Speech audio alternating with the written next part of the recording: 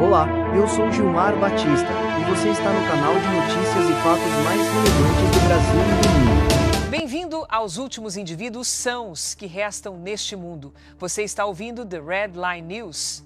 Aqui não servimos a sopa aguada chamada esperança, nem os sedativos chamados hipocrisia, que a grande mídia tenta empurrar para sua cabeça todos os dias. Aqui temos apenas um prato. A verdade nua e crua. Uma verdade medida em barris de petróleo, em toneladas de aço e nos cálculos frios do poder. Se você está procurando conforto, desligue este podcast imediatamente e volte a assistir notícias de entretenimento. Mas se você quer saber por que sua carteira está prestes a evaporar, fique ligado. Eu sou o seu anfitrião e hoje vamos dissecar um cadáver gigante. O cadáver da confiança econômica ocidental. Imagine uma manhã típica de segunda-feira. Em Londres, corretores da Citi ajustam seus nós de gravata de seda, bebem expressos quentes, olhos colados nas telas da Bloomberg, acreditando que detêm a força vital do mundo. Em Berlim, executivos da Volkswagen e da Siemens saem de carros de luxo para arranha-céus, presunçosos com o pensamento de que a tecnologia alemã é inviolável. Em Paris, a elite discute férias de verão na Riviera, acreditando que o direito internacional é um escudo eterno protegendo seus ativos. Eles não sabem que, a milhares de quilômetros a leste, no silêncio frio do Kremlin, uma caneta tinteiro acaba de ser colocada no papel. Não há tiros, nenhuma explosão de mísseis Iskander, nenhuma declaração de guerra nuclear. Apenas o leve arranhão de uma caneta em um documento com o codinome Decreto 117. E naquele fração de segundo, 900 bilhões de dólares em ativos ocidentais mudaram de mãos. Você ouviu isso claramente? Repito, 900 bilhões de dólares. Esse número é maior que o PIB da Suíça, maior até que o da Arábia Saudita. É o suor, a tecnologia e o dinheiro acumulados ao longo de 30 anos pelas corporações mais poderosas do mundo. E acabou de ser engolido pela Rússia de forma limpa, silenciosa e tão implacável que as bolsas ocidentais ficaram paralisadas de terror. Eles chamam isso de choque, mas nós, os pragmáticos, chamamos de retribuição. Bem-vindo à nova era, uma era onde seu certificado de propriedade vale tanto quanto papel higiênico se você não tiver poder militar para apoiá-lo. Para entender por que estamos à beira desse colapso, não podemos olhar apenas para o ontem. Devemos dar um passo atrás. Devemos olhar para a imagem panorâmica que a mídia intencionalmente esconde de você. Vamos voltar a fevereiro de 2022. Quando o conflito na Ucrânia eclodiu, o que o Ocidente, liderado pelos EUA e seus vassalos europeus, fez? Eles caíram em um estado de euforia coletiva, uma sede de sangue moral. Eles desencadearam a mãe de todas as sanções. Eles desconectaram os bancos russos do SWIFT. Eles sancionaram petróleo e gás no papel. Mas a ação mais arrogante, mais estúpida e a semente para o desastre de hoje foi a decisão de congelar 300 bilhões de dólares em reservas cambiais do Banco Central da Rússia. Pare um momento para refletir sobre isso. Esses 300 bilhões de dólares não são dinheiro de oligarcas. É a poupança nacional da Rússia, dinheiro da venda de petróleo e gás que eles acumularam ao longo de décadas. Ele fica em contas digitais na Euroclear, na Bélgica, em bancos em Nova York e Londres. O que o Ocidente estava pensando quando fez isso? Eles pensaram, temos a vantagem, seguramos o dinheiro deles, eles terão que se ajoelhar e implorar por misericórdia. Eles entrarão em colapso em 2 semanas. Autoridades europeias declararam em voz alta que causariam o colapso total da economia russa. Ou a ingenuidade daqueles que nunca provaram a verdadeira fome. A arrogância daqueles que pensam que o mundo ainda gira em torno de Bruxelas e Washington. Eles esqueceram um princípio básico da lei geopolítica da selva. Se você atirar na minha perna, não espere que eu use minhas mãos para enfaixar você. Eu usarei essas mãos para estrangular você. Nos últimos 2 anos, o que a Rússia fez? Eles ficaram em silêncio. Um silêncio aterrorizante. O Ocidente pensou que a Rússia estava com medo, pensou que a Rússia estava indefesa. Eles se gabaram usando os juros desses 300 bilhões para comprar ajuda armamentista. Eles discutiram confiscar esse dinheiro inteiramente para a reconstrução. Eles trataram a Rússia como um caixa eletrônico sem senha, mas eles estavam miseravelmente enganados. Enquanto as autoridades da UE estavam ocupadas se reunindo, bebendo vinho e aprovando resoluções vazias, uma armadilha gigante estava sendo montada em Moscou. O Kremlin não joga o jogo do jogador. Eles jogam o jogo do espião. E o princípio é: espere. Espere o oponente ficar bêbado com a vitória virtual. Espere o oponente afundar no atoleiro legal de sua própria criação. E o mais importante, espere que o volume de ativos reais ocidentais na Rússia atinja o ponto de maturação. E agora, quando a armadilha se fecha com o Decreto 117, o Ocidente fica chocado ao perceber. Eles estão segurando 300 bilhões em dinheiro de papel, moeda fiduciária da Rússia, mas a Rússia está segurando 900 bilhões em ativos reais deles. A lógica aqui é impiedosamente simples. Você segura minha carteira, tudo bem. Eu fico com as chaves da sua casa, fico com seu carro e fico com sua panela de arroz também. Quem perde mais? Dinheiro pode ser impresso, como os EUA ainda fazem. Mas refinarias de petróleo, plataformas de perfuração de gás, linhas de produção de carros, essas coisas não podem ser impressas de uma fotocopiadora. Agora, vamos deixar as emoções de lado. Vamos usar a cabeça fria para analisar o mecanismo desse assalto. Por que eu chamo isso de obra-prima de crueldade? A mídia ocidental está gritando que Putin está nacionalizando ativos, que Putin está roubando eles. Errado. Completamente, tecnicamente errado. Se a Rússia declarasse nacionalização, o Ocidente teria motivos para processar em tribunal internacional, exigir compensação e usar tratados de proteção de investimento para congelar mais ativos russos no exterior. Mas não, Moscou é muito mais inteligente. O Decreto 117 usa um termo jurídico extremamente sofisticado: administração temporária. Isso soa familiar? Lembra o que a Alemanha fez com a refinaria PCK Schwedt da Rosneft no ano passado? O governo alemão não confiscou. Eles colocaram sob tutela por razões de segurança energética. Lembra o que o Reino Unido fez com a subsidiária da Gazprom? Eles assumiram a gestão. A Rússia está simplesmente fazendo exatamente o que o Ocidente fez. Este é um gosto do seu próprio remédio em nível de mestre. A lógica do Decreto 117 é a seguinte: primeiro, no papel, as ações ainda pertencem a BP, Shell, Volkswagen. A Rússia não está roubando a propriedade. Segundo, eles estão apenas retirando os direitos de operação. Os proprietários ocidentais são despojados de direitos de voto, do direito de nomear diretores e, o mais importante, do direito de receber dividendos. Terceiro, a razão dada é que, porque os países ocidentais tomaram ações hostis, ameaçando a segurança econômica russa, o Estado russo é forçado a salvaguardá-los para garantir que a produção não seja interrompida. Esta é uma armadilha legal sem saída. As empresas ocidentais tornam-se zumbis. Elas ainda são proprietárias no nome, mas não podem vender ativos porque é proibido. Não podem retirar dinheiro porque está bloqueado. E não podem operar porque foram substituídas. Elas são transformadas em reféns. Um refém de 900 bilhões de dólares. A mensagem oculta enviada a Washington e Bruxelas é: você quer esses 900 bilhões de volta? Tudo bem, devolva meus 300 bilhões e levante as sanções.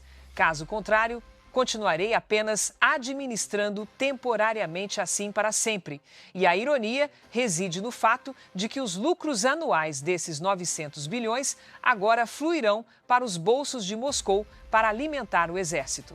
Lucros de fábricas alemãs de plataformas de perfuração britânicas estão agora sendo usados para produzir projéteis de artilharia disparados contra os próprios tanques Leopard que a Alemanha doou à Ucrânia. Um círculo fechado de ironia, uma humilhação final em termos estratégicos.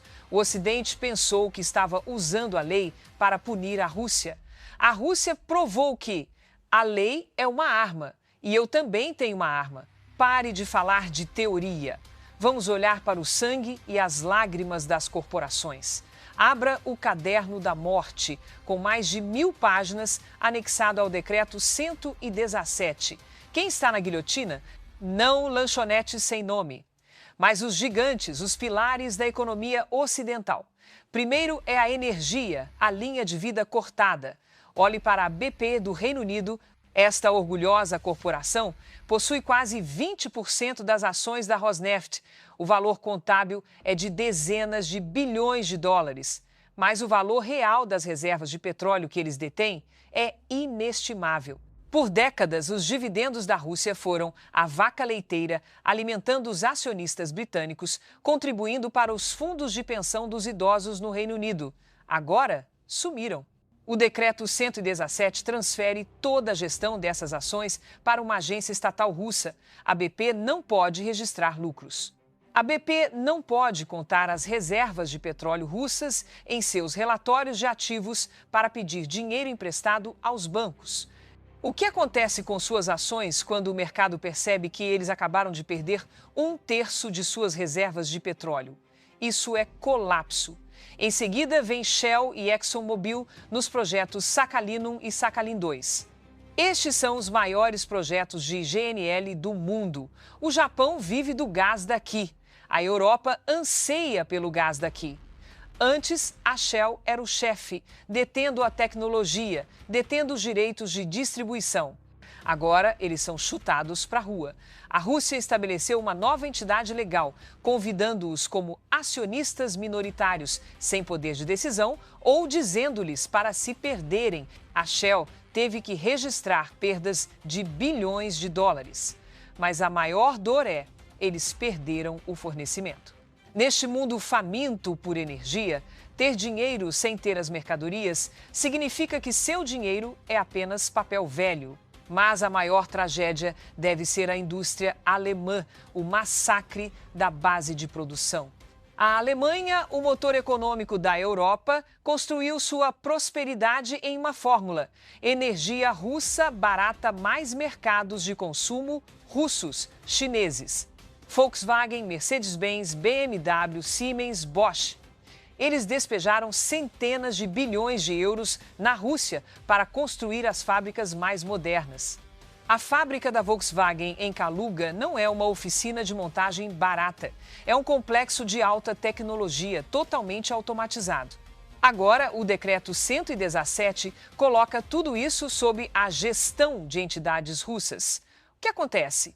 Os russos não quebram as máquinas, eles ainda as operam, mas eles mudam o nome. Eles mudam o logotipo. E eles começam a produzir carros para o mercado doméstico. Ou pior, para a Alemanha. Eles fazem parceria com a China. Imagine esta cena. Uma fábrica construída pela Volkswagen, usando tecnologia alemã, agora está montando carros Chery ou Haval da China para competir contra a própria Volkswagen no mercado global. A Alemanha presenteou sua infraestrutura industrial ao seu rival. Isso é chamado de suicídio econômico. O que os CEOs em Wolfsburg e Stuttgart estão fazendo? Eles estão chorando em salas de reuniões fechadas. Eles sabem que nunca recuperarão esses ativos. E a crueldade não para nas corporações. Este decreto não poupa ninguém. Ele visa fundos de private equity, ativos imobiliários, milhares de apartamentos de luxo em Moscou e São Petersburgo, pertencentes a fundos de pensão ocidentais, a indivíduos ricos. Tudo está congelado. A mensagem é cristalina. Você confisca as vilas dos oligarcas russos na Riviera? Nós confiscamos seus ativos aqui. Qual é a diferença? Vilas na França são apenas para férias. Ativos na Rússia são lugares que geram fluxo de caixa. O Ocidente está enfrentando uma crise de balanço. Quando 900 bilhões de dólares em ativos desaparecem dos livros, os bancos ocidentais terão que fazer provisões massivas para riscos. Isso leva a um aperto de crédito, credit crunch. As empresas não podem pedir dinheiro emprestado. Elas vão à falência, o desemprego aumenta. E quem é a vítima final? É você. O cidadão ocidental comum pagando o preço pela inflação, pelas altas taxas de juros e agora pelo colapso dos fundos de pensão. Eles dizem, vamos ficar bem. Sério? Um corpo que perde 900 bilhões de unidades de sangue ainda está bem? Essa é a mentira mais descarada do século. Mas, senhoras e senhores, se vocês acham que perder dinheiro é a pior parte, vocês estão redondamente enganados. Dinheiro perdido pode ser ganho de volta, embora seja muito difícil. Mas há coisas que, uma vez perdidas, nunca retornarão. Confiança e ordem mundial. Esse caso de 900 bilhões de dólares não é apenas uma transferência de ativos. É o coup de grâce, o tiro de misericórdia disparado na cabeça da ordem baseada em regras que o Ocidente pintou meticulosamente nos últimos 80 anos. Olhe para fora do pequeno poço da Europa e da América do Norte. Olhe para o resto do mundo. 85% da população humana. As pessoas que o Ocidente chama de terceiro mundo, ou mais elegantemente, o sul global. O que eles estão pensando quando veem essa cena? Eles veem o Ocidente congelar 300 bilhões do dinheiro da Rússia e então eles veem a Rússia engolir 900 bilhões do dinheiro do Ocidente. A mídia ocidental diz que o mundo está se unindo contra a Rússia. Não me faça rir. Essa é a maior mentira. A verdade é, o mundo está aprendendo com a Rússia. Líderes na Arábia Saudita, no Brasil, na Indonésia, na África do Sul, eles estão olhando para este evento e tirando uma lição encharcada de sangue. Não há lugar seguro no sistema financeiro ocidental. Antes, eles acreditavam que depositar dinheiro em Londres, comprar títulos em Nova York era o mais seguro. Um porto seguro, mas quando viram que os EUA e a UE poderiam confiscar arbitrariamente o dinheiro de uma superpotência nuclear como a Rússia, apenas por causa de discordância política, essa confiança se despedaçou. A lógica deles é muito pragmática. Se eles podem fazer isso com a Rússia, eles podem fazer isso conosco a qualquer momento. Se amanhã não ouvirmos eles sobre direitos humanos, sobre o meio ambiente, eles roubarão nosso dinheiro. O resultado é um grande êxodo acontecendo silenciosamente, mas decisivamente. Você vê a China despejando títulos do tesouro dos EUA? Você vê bancos centrais ao redor do mundo comprando ouro em velocidades recordes nos últimos 50 anos? Por que eles compram ouro? Porque o ouro é um ativo real. O ouro não precisa do SWIFT. O ouro não precisa da permissão do Fed. E o mais importante, o ouro não pode ser congelado por uma ordem de sanção. O Decreto 117 da Rússia, inadvertidamente ou intencionalmente, tornou-se um livro didático para o sul global. Mostrou a eles que o verdadeiro poder não reside nos números em uma conta bancária, mas no controle de ativos físicos no próprio território. O Ocidente destruiu seu próprio soft power. Eles transformaram o dólar e o euro de ferramentas de comércio em armas de guerra. E quando você arma a moeda, você força o oponente a encontrar nova munição. É por isso que o BRICS está se expandindo. É por isso que o Yuan está subindo. O Ocidente atirou no próprio pé e agora se pergunta por que não consegue mais correr a corrida. Vamos falar mais profundamente sobre o aspecto legal. O Ocidente sempre se orgulha do Estado de Direito. Eles ensinam ao mundo inteiro sobre a supremacia da lei, sobre a santidade dos contratos. Mas este evento de 900 bilhões de dólares arrancou essa máscara de hipocrisia. Quando o Ocidente congelou ativos russos, eles rasgaram o contrato. Quando forçaram suas empresas a se retirarem da Rússia, violaram obrigações com os acionistas. E quando a Rússia respondeu com o decreto 117, a Rússia estava simplesmente jogando pela lei da selva que o Ocidente acabara de aplicar. Isso leva ao colapso de um conceito central em economia: risco político.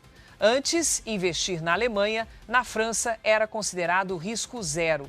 Mas agora, pergunte aos investidores chineses se eles ousam construir uma fábrica de baterias na Alemanha. Pergunte aos bilionários árabes se eles ousam comprar hotéis em Londres. A resposta é muito hesitante, porque eles sabem que, a qualquer momento, um político em Berlim ou Londres pode acordar e assinar um decreto confiscando seus ativos sob o rótulo de segurança nacional. A Europa se transformou de um mercado aberto em uma armadilha. O capital internacional, o IED, é um animal tímido. Ele fugirá de qualquer lugar que cheire a perigo. E, atualmente, o cheiro de perigo está subindo pungentemente de Bruxelas.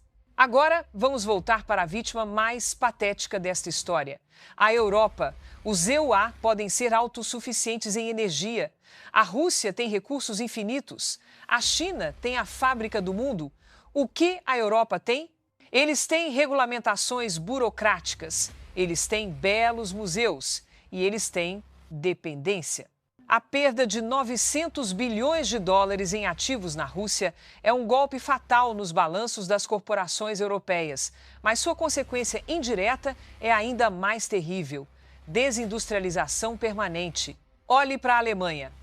BASF, a maior corporação química do mundo, está cortando escala na Alemanha para se mudar para a China. Por quê? Porque, sem gás russo barato e agora perdendo totalmente o mercado russo, eles não podem competir. Produzir 1 tonelada de fertilizante na Alemanha agora custa 3 vezes mais do que nos EUA e 5 vezes mais do que na Rússia. Como você compete? Você não pode, você morre. A Europa está se tornando um continente oco. Fábricas fecham, trabalhadores ficam desempregados. Mas o que as elites europeias fazem? Elas imprimem dinheiro, elas lançam pacotes de subsídios verdes, elas falam sobre energia renovável, ilusão. Você não pode operar um alto forno de aço com um moinho de vento. Você não pode manter uma indústria química com painéis solares importados da China. A perda total de ativos na Rússia faz com que as empresas europeias percam seu braço estendido em relação a matérias-primas e mercados. Elas estão encolhendo. Elas estão se transformando em um mercado de consumo para produtos americanos e chineses, em vez de um centro de produção. A Europa está retornando à era pré-industrial, mas com o padrão de vida e os custos da era pós-industrial. Essa é a fórmula para revoltas sociais. Quando o povo da Alemanha e da França perceber que sua prosperidade foi trocada pelos políticos por aplausos ilusórios de Washington, a raiva explodirá. E o decreto 117 é a faísca. Olhando amplamente, este incidente é um movimento de xeque-mate no grande tabuleiro de xadrez geopolítico. O Ocidente jogou pôquer. Eles blefaram. Eles apostaram tudo nas sanções, acreditando que a Rússia ficaria com medo e entraria em colapso. Mas a Rússia e a China por trás estão jogando go wake. Eles cercam, eles tomam território, eles controlam recursos. O Ocidente controla o sistema financeiro SWIFT, dólar. O leste controla recursos reais, petróleo, gás, alimentos, terras raras. O decreto 117 é a afirmação: na guerra pela sobrevivência, ativos reais sempre vencem ativos virtuais. Quando uma crise atinge, você não pode comer números em uma tela de computador. Você não pode se aquecer com ações da Apple. Você precisa de trigo, você precisa de gás. E a Rússia detém essas coisas. Não apenas as suas, mas agora também a porção de ativos que o Ocidente construiu meticulosamente em solo russo. O Ocidente pensou que poderia cancelar a Rússia do mapa econômico mundial. O resultado? A Rússia não desapareceu. A Rússia simplesmente girou para o leste, levando 900 bilhões de dólares em tecnologia e infraestrutura ocidentais, com eles como dote. Quem está verdadeiramente isolado aqui é o G7. É o clube dos países ricos que está encolhendo cada vez mais em participação no PIB global. Em conclusão, caros ouvintes resilientes do The Red Line News, a história desses 900 bilhões de dólares sequestrados não é um acidente, é uma consequência inevitável. Uma consequência da arrogância, uma consequência de acreditar que se pode estar acima do direito internacional apenas porque se é rico, uma consequência de desprezar postos de gasolina disfarçados de países, como John McCain chamou a Rússia uma vez. Agora, esse posto de gasolina trancou a válvula, trancou a porta e confiscou seu carro também. O que você pode fazer? Como indivíduo, olhe diretamente para esta verdade. Não deixe a grande mídia embalar você com promessas de recuperação. Não haverá recuperação para a velha ordem. O mundo está se dividindo em dois. A cortina de ferro econômica caiu. Se você detém ativos em euros ou dólares, pergunte a si mesmo: em que se baseia seu valor? Na confiança? Essa confiança acabou de perder 900 bilhões. Olhe para os ativos reais. Aprenda a mentalidade do realismo impiedoso. Nessa tempestade, apenas aqueles que detêm valor real, aqueles que entendem as regras impiedosas do jogo, podem sobreviver. O Ocidente está vivenciando o 1914 das finanças, um colapso de uma era dourada. E dessas cinzas, uma ordem multipolar, impiedosa, mas mais justa, está surgindo. Não diga que eu não avisei. O inverno não está apenas chegando, o inverno já está aqui e é mais frio do que qualquer previsão do tempo. Obrigado por ouvir The Red Line News, as notícias para aqueles que ousam encarar o abismo. Eu não desejo a vocês um bom dia. Desejo a vocês um dia lúcido. Se você acha esta transmissão valiosa, compartilhe-a com aqueles que ainda estão sonâmbulos. Acorde-os antes que o dilúvio da história leve tudo embora. Vejo vocês na próxima análise brutal.